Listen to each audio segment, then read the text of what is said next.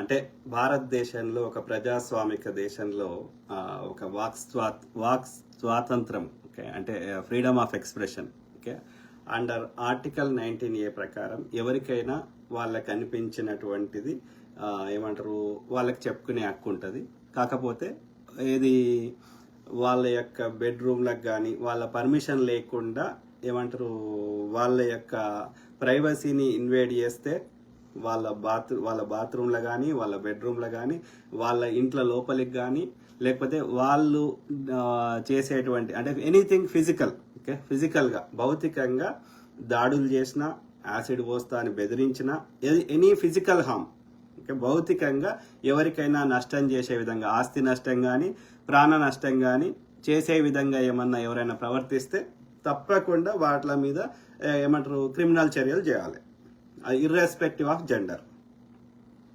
దానికి నేరస్తుడికి అబ్యూజర్కి కులము మతము ప్రాంతము ఉండదు, ఓకే, వాడి యొక్క స్వార్థ ప్రయోజనాలు తప్ప నేరస్తుడికి ఇంకా ఏ మోటివ్ ఉండదు.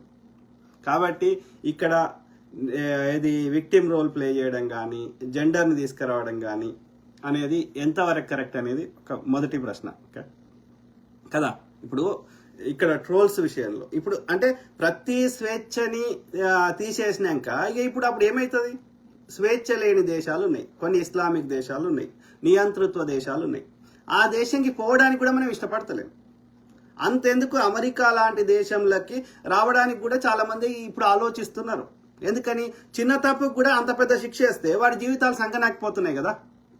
సో ఈ చట్టాలని కొందరికి అనుకూలంగా కొందరికి వాళ్ళకి పొలిటికల్ గెయిన్ కోసం కానీ ఎవడైతే ఆధిపత్యం ఉన్నాడో ఎవడైతే అడ్డదారుల పైకి పోవాలనుకుంటుండో వాడు ఈ చట్టాలని దుర్వినియోగం చేస్తున్న కేసులే చాలా ఉన్నాయి అక్రాస్ ద వరల్డ్. సో కాబట్టి ఇక్కడ ప్రజలని ఒక భయభ్రాంతులకు గురి చేసి నేను చెప్పినట్టు వినాలి. వెనకట మంచి రాజున్న కాలంలో కూడా సామాన్యులు ఇది సంతోషంగా లేరు. అంటే ఎందుకంటే రాజు ఒక వ్యక్తి ఎవడు పర్ఫెక్ట్ ఉంటాడు. రాజు చేసిన ప్రతి నిర్ణయము కరెక్ట్ ఉండాల్సిన అవసరం లేదు, ప్రతి నిర్ణయం చెడ్డగా ఉండాల్సిన అవసరం లేదు. అంటే రాజు చేసిన చెడు నిర్ణయాన్ని లేకపోతే అతనికి అంత డీప్ నాలెడ్జ్ లేక రాజు స్వార్థం కోసం చేయకున్నా కానీ రాజుకి ఆ యొక్క సబ్జెక్ట్ నాలెడ్జ్ లేక ఆయన నిర్ణయం తీసుకుంటే ప్రజలు సామాన్యులు అది రాజా ఇది తప్పైంది అంటే వాని తలలు ఎగరేసిన కేసులు చాలా ఉన్నాయి హిస్టరీలో. రాజును పొగిడితే అగ్రహారాలు యొక్క మనులు మాణిక్యాలు ఇట్లా పారబోసిన రోజులు. ఎందుకంటే వాని సొంత సొమ్ము కాదు ప్రజలది, ఓకే, జాతి సంపద. సో అట్లా చేసిన కేసులని రాజా ఇది ఉన్నట్టు వాస్తవం చెప్పితే వాని తలలు ఎగరేసిన కేసులు చాలా ఉన్నాయి. ఇది యొక్క నియంతృత్వం ఉన్న దేశాల నేటికి జరుగుతుంది, ఓకే.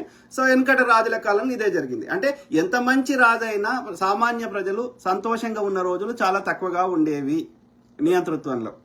ప్రజాస్వామ్యంలో ఓకే మనం చేసిన ప్రతి పనిని ప్రతి ఒక్కడు ప్రతిరోజు మెచ్చుకుంటారు, మెచ్చుకోవాలని ఆశించడం కూడా తప్పే, ఓకే.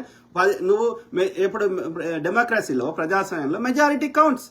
100 మంది లోపల 51 మంది ఎవరికి ఓటేస్తే అదే గెలుపు. మిగిలిన 49 మంది నిన్ను వ్యతిరేకించినా నీకు ఓటేయకపోయినా నువ్వు గెలిచినట్టే ఐడియల్ కండిషన్లో. కానీ ఇప్పుడున్న ఎలక్టోరల్ ప్రాసెస్లో ఓట్లన్నీ చీలినాక 30% వచ్చినోడే గెలిచేస్తుంది, 30% కూడా రానోడు కూడా గెలుస్తున్న కేసులు చాలా ఉన్నాయి. అంటే 130 మందే నీకు ఓటేసినా నువ్వు ముఖ్యమంత్రి అవుతున్నావు, మంత్రులు అవుతున్నావు, ఇంకోటి ఎమ్మెల్యే అవుతున్నావు, ఇంకొక వార్డు మెంబర్ అవుతున్నావు. అంటే 70 మంది నిన్ను వ్యతిరేకించినా నీకు ఓటేయకపోయినా నువ్వు అక్కడ నువ్వు పరిపాలన చేస్తున్నావు. అంటే 30% మంది నిన్ను వ్యాలిడిటీ ఇస్తున్నారు, 70 మంది నిన్ను వ్యతిరేకిస్తున్నారు. నీకు ఓటేస్తారంటే నేను వ్యతిరేకించినట్టే కదా. 30% నీకు ఓటు శాతం వచ్చిందంటే 70 మంది నేను వద్దనుకుంటున్నట్టే కదా. మరి మెజారిటీ వ్యతిరేకించినా నువ్వు ఇవాళ మనకున్న వ్యవస్థలో నువ్వు గెలిచినవు, నువ్వు అక్కడ ఒక స్థానంలో ఉన్నావు, మా మీద నిర్ణయాలు తీసుకునే స్థానంలో ఉన్నావు, మాకు ప్రతినిధిగా పనిచేస్తున్నావు అన్నప్పుడు ఇప్పుడు నీకు తులసి చంద్ గారికి కానీ లేకపోతే ఈ మహువా మీడియా వనజ గారికి కానీ ఇంకెవరికైనా సరే ఇప్పుడు కాదు నేను పోస్టులు పెడితే నేను బీజేపీ తప్పిదాలను ఎత్తుతూ పెడితే నన్ను పొట్టు తిట్టారు. నా యొక్క వ్యక్తిగతంగా ఏది పాలసీస్ విధానం కాకుండా గొర్రెబిడ్డ అని లేకపోతే కింద ఇక వ్యక్తిగతంగా ఇని పెళ్ళాం ఇది అదని రకరకాలుగా అంటారు కదా. ఒక వాస్తవానికి 1% దగ్గర లేకున్నా మగవాళ్ళని అంటలేరా, ఓన్లీ ఆడవాళ్ళని అంటుర్రా? మీరు చూడండి, నేను కొన్ని వీడియోలు చూడండి. మొన్న ఒక పోస్ట్ పెట్టిన, మోసం చేయడానికి ఎన్నికలు ఎందుకురా అని ఒక పోస్ట్ పెట్టిన. అది అంటే వీడియో కాదు, ఓన్లీ ఇట్లా టెక్స్ట్ది. దాని కింద 1000 కామెంట్లు ఉన్నాయి. అలా ఎక్కువ శాతం అది నిజం ఉంది కాబట్టి ఆ నిజాన్ని చంపేయాలని చెప్పి బీజేపీ వాళ్ళు, బీజేపీ అనుకూలం వాళ్ళు, లేకపోతే ఆంధ్రప్రదేశ్లో టీడీపీ వాళ్ళు, బీజేపీ పవన్ కళ్యాణ్ భక్తులు ఎన్ని కామెంట్లు పెట్టిర్రు? కొన్ని డిలీట్ చేసిన, కొందరిని బ్లాక్ చేసిన. కానీ 1000 కామెంట్ నేనే డిలీట్ చేస్తా? అట్లాంటప్పుడు ఏం చేయొచ్చు? నువ్వు కామెంట్లను డిజేబుల్ చేసే అవకాశం ఉంటుంది, లేకపోతే నేను మళ్ళీ వీడియో రూపంలో నాకు కౌంటర్ ఇచ్చే అవకాశం ఉంటుంది. నేను ఏమంటున్నా అంటే, మొత్తం స్వేచ్ఛను తీసేస్తా, నీకు మాత్రం చెప్పుకునే స్వేచ్ఛ ఉంది. ఒక కొన్ని కేసు ఆధారం ఉండొచ్చు, లేకపోవచ్చు, నీకు చెప్పుకునే స్వేచ్ఛ ఉంది. కానీ వాడి ఫ్రస్ట్రేషన్ని, వాడి బాధని, వాడికి మంచి అనిపించినా చెడు అనిపించినా వాడి అభిప్రాయాన్ని వాడు చెప్పొద్దు అనే హక్కు మీకు ఎక్కడిది?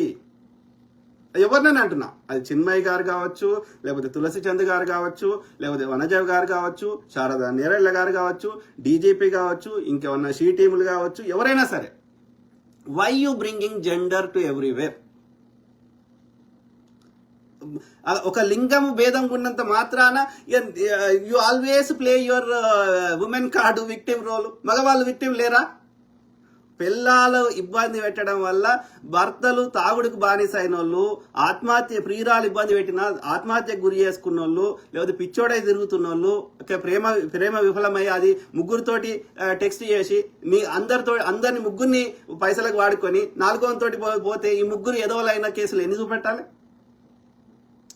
కానీ వీడు ఎప్పుడు పబ్లిక్లో వచ్చి చెప్పుకోడే, వీడు బాధితుడని చెప్పుకోడే. అర్థమైందా? సో నేనేం చెప్తున్నా అంటే, yes, there are good women, there are bad women, there are good men, there are bad men. కాబట్టి యూ డోంట్ జడ్జ్. అంటే నువ్వు ఒక తీర్పు ఇయ్యకు, మగవాళ్ళంతా చెడ్డవాళ్ళు, ఆడవాళ్ళంతా మంచోళ్ళు అని తీర్పు ఇయ్యకండి రా. ఈ సోకాల్డ్ ఈ ఫెమినిజం అంటే దానికి అర్థం తెలుస్తలేదు కొంతమంది స్త్రీలకి. ఫెమినిజం అంటే ఏమనుకుంటారు అంటే పురుషుని ద్వేషించడమే ఫెమినిజం అన్న ఒక దురభిప్రాయంలో ఉన్నారు. ఎస్, నీ మహిళల యొక్క హక్కులని వాళ్ళని కాలరాస్తే, అది కుటుంబ సభ్యులు కావచ్చు, సమాజం కావచ్చు, కాలరాస్తే వాటి గురించి నువ్వు డెమోక్రాటిక్ పద్ధతిలో, ప్రజాస్వామిక పద్ధతిలో నీ హక్కుల కోసం నువ్వు పోరాటం చేయొచ్చు. ఒక సామాన్య పౌరుడు చేయొచ్చు, పురుషుడు చేయొచ్చు, స్త్రీ చేయొచ్చు, ఈవెన్ ఈ ట్రాన్స్జెండర్లు చేయొచ్చు. వాళ్ళ హక్కుల కోసం కూడా పోరాడుతున్నారు ట్రాన్స్జెండర్లు, రైట్? సో ఎవరైనా చేయొచ్చు. హిజ్రాలు ఎవరెవరో ఉంటారు కదా. ఎవరి హక్కుల కోసమైనా, ఏ సామాజిక వర్గమైనా, వికలాంగులైనా, దళితులైనా, గిరిజనులైనా, శూద్రులైనా, ఇంకా ఎవరైతే అణిచివేయబడ్డ అణగారిన వర్గాలు అందరూ they have the right to fight for their rights. Okay, వాళ్ళ హక్కుల కోసం వాళ్ళకు పోరాటం చేసే హక్కు ప్రతి కమ్యూనిటీకి ఉన్నది. ఓకే, అదేవిధంగా ఎవడికి ఏమనిపించినా కులానికి అతీతంగా, మతానికి అతీతంగా, ప్రాంతానికి అతీతంగా, వాడి యొక్క లింగానికి అతీతంగా, అది ఆడైనా మగైనా వాళ్ళకి అనిపించింది వాళ్ళకి మాట్లాడే స్వేచ్ఛ, చెప్పుకునే స్వేచ్ఛ ఉండాలనా ఉండకూడదా? ఎవడైనా, ఇదే తులసి చంద్ గారో, ఇదే మహువా మీడియా గారో, ఇంకోరైనా సరే, ఇదే శారదా నేరళ్ళ గారో ఒక నియంతృత్వం ఉన్న దేశంలోకి, ఒక షరియా లా ఇంప్లిమెంట్ చేస్తున్న దేశంలోకి అంత పర్ఫెక్ట్ ఉంటుంది. ఓకే, బ్రూనై అనే ఒక దేశం ఉంది, పర్ఫెక్ట్, ఎంత ఐడియల్గా ఉంది. ఆ భూమిలో నూనె దొరకడం వల్ల వాళ్ళు రిచ్ దేశాలైనా అంత పర్ఫెక్ట్ ఉంది. కానీ ఆడ పోయి ఉండడానికి సామాన్యులు మనలాంటి వాళ్ళం ఇష్టపడం. ఎందుకండి? You don't have the freedom. నీకు ఆ స్వేచ్ఛ లేదు. నీకు భయం ప్రతిరోజు ఇంట్లో అన్ని ఉన్నా అల్లు నోట్ల శని ఉందా అన్నట్టు నీకు అన్ని ఉంటాయి. కానీ నువ్వు ఏ తప్పు చేస్తావు, నీకు తెలిసి తప్పు చేస్తావా, తెలియక తప్పు చేస్తావా, తెలిసి చేసినా తెలియక చేసినా ఎంత పెద్ద శిక్ష ఉంటుంది. ఇప్పుడు ఏదో కేసులో అమెరికాలో వాడికి తెలిసో తెలియకో ప్రలోభానికి గురయ్యో ఏదో కారణం చేత ఒక తప్పు చేశాడు. వాడికి 50 ఏళ్ళు జైలు శిక్ష వేసి 90 ఏళ్ళు జైలు శిక్ష వేస్తే వాడి జీవితం సంకనాకపోతుంది కదా. కొన్ని కేసులలో అది ప్రూవ్ చేయలేక అది నిర్దోషులకు కూడా శిక్షలు పడ్డ కేసులు ఉంటాయి. So do you like that kind of environment? ప్రతి మనిషి తెలిసి చేస్తాడు, తెలియక చేస్తాడు, ప్రలోభానికి గురై చేస్తాడు. వానికి సెకండ్ ఛాన్స్ ఇవ్వాలా వద్దా? రిపీటెడ్గా చేస్తే ఎస్, ఒక వార్నింగ్ ఇచ్చి వానికి చట్టం గురించి అవగాహన చేసి శిక్షించి అన్ని చేసినా కూడా వాడు మళ్ళీ రిపీట్ చేస్తే ఎస్, సెకండ్ టైం బిగ్ శిక్ష. ఎందుకంటే వానికి అన్ని తెలిసి వాడి శిక్ష అనుభవించి వాడికి ఫస్ట్ టైం వానికి తెలియకనో మన సమాజంలో ఈ స్వార్థం అనేది స్టాండర్డైజ్ చేయడం వల్లనో వాడికి తెలియనప్పుడు వాళ్ళకి సెకండ్ ఛాన్స్ ఇవ్వాలి కదా, కొద్దిగా పనిష్మెంట్ ఇచ్చి వానికి మళ్ళీ నెక్స్ట్ టైం ఈ రిపీట్ కాకుండా చూసేకునే అవకాశం ఇవ్వాలి కదా. అందుకే అంటున్నా, నియంతృత్వం ఉన్న దేశాల్లో క్రియేటివిటీ తక్కువ ఉంటుంది. అట్లనే ప్రతిరోజు భయపడకుండా బతికితే ఆ బతుకు అర్థం లేదు. అర్థమైందా?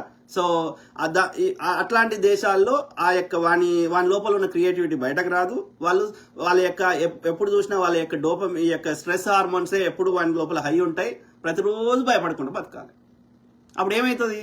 అట్లాంటి దేశాల్లో ఒంటరితనంగా బతకడం ఎక్కువ స్టార్ట్ అవుతుంది, డ్రగ్స్కి ఎక్కువ అలవాటు అవుతారు, మందుకి ఎక్కువ బానిసలు అవుతారు. ఓకే, లేకపోతే కృత్రిమ ఈ ఫోన్లలో ఒక రియాలిటీ దూరంగా కృత్రిమంగా ఈ ఆర్టిఫిషియల్ వాటిలలో ఈ డిజిటల్ వాటిలలో బతకడం స్టార్ట్ చేస్తారు. కాబట్టి ఎవరికి ఏమనిపించినా చెప్పుకుని, ఇప్పుడు మగవాడికి ఎక్కువ హార్ట్ అటాక్స్ వస్తాయి, ఆడవాళ్ళకి తక్కువ వస్తాయి. ఎందుకని? ఆడవాళ్ళు వాళ్ళ లోపల ఏది ఉన్నా సరే ఎవరో ఒకరితో ముచ్చట పెడతారు, వాళ్ళ లోపల ఉన్న ఆ స్ట్రెస్ వెళ్ళిపోతుంది. మగవాడు వాని లోపలనే పెట్టుకుంటాడు. ఇక వానికి ఆ స్ట్రెస్ ఎట్లా రిలీవ్ అవుతుంది? తాగితే కొంచెం అవుతుంది.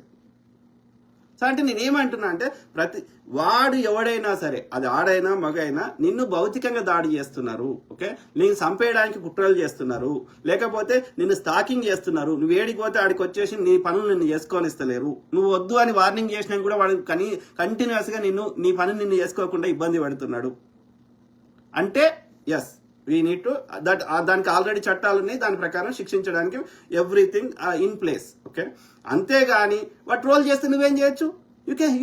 You can block them. నువ్వు బ్లాక్ చేయొచ్చు, నువ్వు కౌంటర్ చేయొచ్చు. ఇప్పుడు వాడి సంస్కారాన్ని బట్టి, వాడు పెరిగిన వాతావరణాన్ని బట్టి, అది ఆడైనా మగైనా, ఆడోళ్ళు బూతులు మాట్లాడటం లేరా? ఆడోళ్ళు తాగటం లేరా? సో వాడి సంస్కారము, వాడికి ఉన్న పరిజ్ఞానము, వాడికి పెరిగిన వాతావరణం. ఇప్పుడు గ్రామీణ ప్రాంతం పోదాం, ఒక రైతును మాట్లాడిద్దాం ఒక 10 నిమిషాలు. ఒక ఆడ రైతు అయినా మగ రైతు అయినా వాళ్ళు 10 నిమిషాలు మాట్లాడితే వాళ్ళకి 4 బూతులు వస్తాయా రావా? వాళ్ళు అందరికొడికి ఏంది నన్ను ఇట్లా చేసిండు, ఇక రకరకాలు ఉంటాయి. గ్రామీణ ప్రాంతం పోయి ఒక 10 నిమిషాలు ఎక్కడైనా కాన్వర్జేషన్ వినండి. ఒక రైతు కానీ, ఒక ఏమంటారు, ఒక చేతి వృత్తులు చేసుకునే వాళ్ళు కానీ, లేబర్ చేసుకునే వాళ్ళు, మీరు ఒక 10 నిమిషాలు ఎవరి కాన్వర్జేషన్ వినండి. 2 బూతులు తప్పకుండా వాళ్ళకి బయటకు వస్తాయి. అది వాళ్ళకి బూతు అని వాళ్ళు ఏమి అనుకోరే, అది that became their standard language. అది నార్మల్ అయిపోయింది వాళ్ళకి.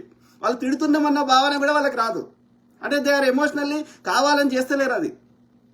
సో అన్నప్పుడు వాడి సంస్కారము, వాడి పెరిగిన వాతావరణము, అనేక కారణాల వల్ల వాడు how you react is you. ఇప్పుడు ఈ మహువా మీడియా వనజ గారైనా, తులసి గారైనా, ఇంకోరైనా, శారదా నేరెళ్ళ గారైనా, how they are reacting, showing them. వాళ్ళు ఎట్లా రియాక్ట్ అవుతున్నారు, వాళ్ళు ఎట్లా ట్రోల్స్ తీసుకోగలుగుతారా లేదా అనేది ఇప్పుడు వాళ్ళ రూపం బయటకు వస్తుంది. నేను ఎట్లా రియాక్ట్ అవుతున్నా, నేను ఏం మాట్లాడుతున్నా అనేది నా రూపం బయటకు వస్తుంది. అట్లనే వాడు ఎవడైతే ట్రోల్స్ చేస్తుండో అది వాడి సంస్కారాన్ని, వాడి యొక్క మంచితనాన్నో, వాడి పెంపకాన్నో, వాడికి ఉన్న నాలెడ్జ్నో బయట పెడుతున్నది. ఎవడు ఏం చెప్పినా వాడికి గుడ్డిగా నమ్మరు కదా. చెప్పటంలో ఇప్పుడు 100,000 యూట్యూబ్లో వచ్చినాయి, 1000 యొక్క ప్లాట్ఫామ్స్ వచ్చినాయి. ఎవడేం చెప్తే వాడిని గుడ్డిగా నమ్ముతున్నారా? గుడ్డిగా ప్రజలు వారికి మద్దతు ఇస్తున్నారా? ఎవడేం ఇయ్యారు అట్లా. ప్రజలకి నా లోపల ఉన్న ఏ చైతన్యం ఉందో అది సృష్టి అంతా ఉంది, యూనివర్స్ అంతా ఉంది. క్వాంటమ్ సైన్స్ చదవండి, క్వాంటమ్ ఫిజిక్స్ ఏంది, న్యూటన్స్ థర్డ్ లా ఏంది, ఎవ్రీథింగ్ ఎవ్రీవేర్ ఒక సిస్టమేటిక్ గా యూనివర్స్ నడుస్తుంది అంటే దానికి కారణము ఈ యొక్క ఒక చైతన్యం, కాన్షియస్నెస్ అనేది ఒక సిస్టమేటిక్ గా నడిపిస్తుంది. నా లోపల ఏ చైతన్యం ఉందో నన్ను ట్రోల్ చేసేటోళ్ళ లోపల కూడా అదే చైతన్యం ఉంది. అర్థమైందా? కాబట్టి వాడి యొక్క ఎక్స్ప్రెషన్, వాడి స్వేచ్ఛని నీకు తీసేసి అక్కెక్కడిది. నీకు వాడు చెప్పేది నచ్చలేదు. ఓకే, నచ్చినప్పుడు నువ్వు చెప్పేది వాడికి నచ్చకపోతే వాడు ట్రోల్ చేస్తున్నాడు. వాడు చెప్పేది నచ్చకపోతే నువ్వు కామెంట్ చేయి, నువ్వు వీడియో పెట్టుకో. కానీ నేను ఒక్కదాన్నే చెప్తా, వాడు ఓడి చెప్పొద్దు, ఏం మాట్లాడొద్దు,